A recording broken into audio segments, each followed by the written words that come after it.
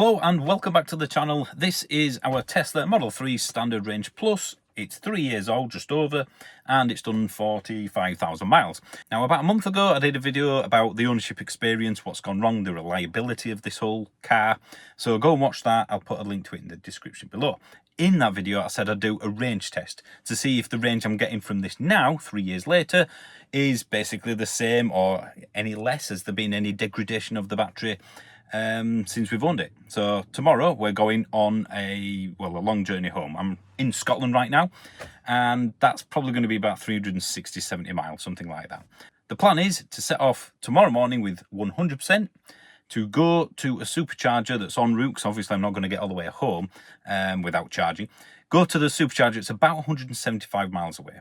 Now, we are driving home with a pretty much fully laden car with my family. I can't really do a proper get it to zero range test, but after doing 175 miles we should easily be able to extrapolate a real world range of this car. We should have at least a decent idea of whether anything's changed. Has the range dropped in the last 3 years? It's not a scientific test, I appreciate that. I've always said this is a 200 to 210 mile range car, real world driving, you know, all year round averages, using a bit of the heating or the air conditioning and so forth. We will be using, I suspect anyway, the heater tomorrow. So what are the ranges? Because there's a lot of people looking at used Model 3s right now. A lot. They're at a much better price on the used market, and range is a big thing, but people are concerned about the batteries. So that's the premise of the video. How far can we get on a 3-year-old 45,000 mile Model 3? It's still relatively new. It's not exactly an old car, but as it only came out in the UK 4 years ago, I can't really give you any other test other than this. So let's see what we get. And yeah, that's it. That's the video.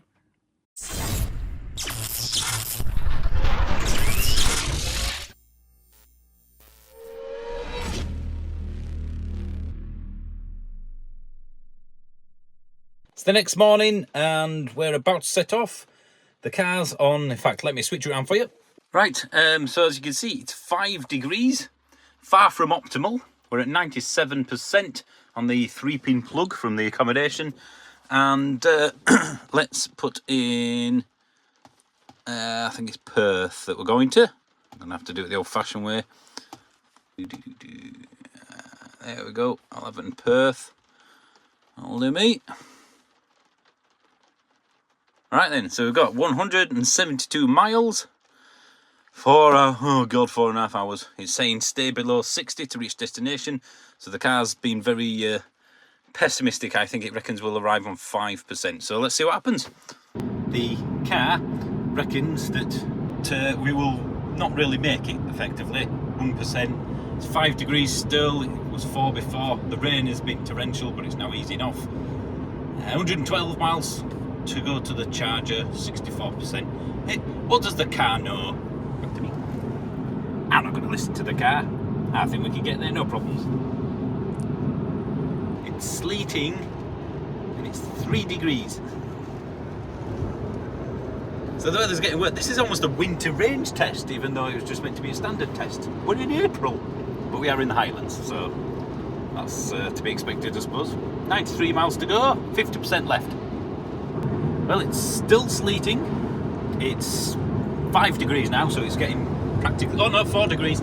It's practically tropical. There's snow on the mountain tops over there, and we're 58 miles away from Perth, supercharged Perth, with 32% left. So how are you feeling?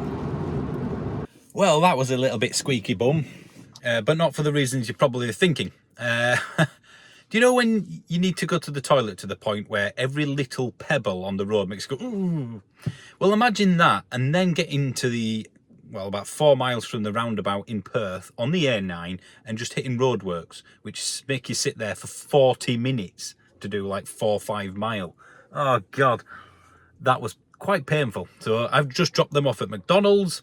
I'm about to plug in, and this is what we've arrived on. 2%. It's 10 degrees. Oh, hello. It's 10. It's absolutely tropical weather now.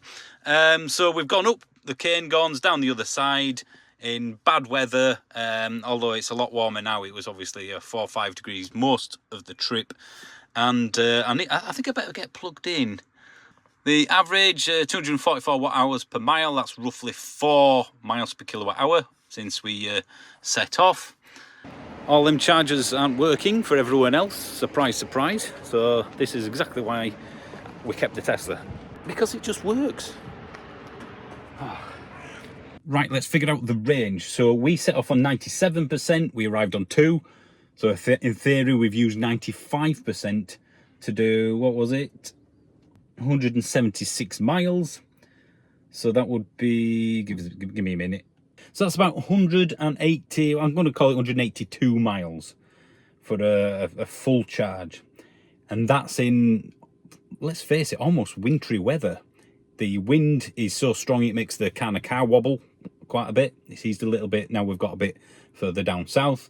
So I wouldn't call this a winter range test, but it's not far off, I guess. I've done this half a dozen times, this particular journey from Scotland. We do like to come up here, and I've done it at least 3 times in this, and that's about the same as we had last few times, certainly if you account for the weather. It's basically got the same range it did when it was new. 180 odd miles from a 50 kilowatt hour battery, and let's face it, even when you get down to 0, you've still got, I think, I don't know, 10 miles left or something like that. Not that I'd chance that. So you're pretty much looking at 200 miles, if you include all that, from full to empty, which is exactly what I've been saying for the past few years. If I did this in summer, then absolutely would get probably 230, 240. The weather, the temperature, the fact we didn't preheat the car beforehand, you know, got the batteries up to temperature. We were using the heater the entire time because it was 5 degrees outside. So yeah, I would say that is pretty much bob on for me. I've noticed no real drop in range since getting this car, but it's not exactly very old, is it? 3 years old, 45-ish thousand miles. So yeah, I don't know what this video's telling you, other than a standard range plus will do about 190 miles if you push it 200 in very cold weather. Well, no, in cold weather.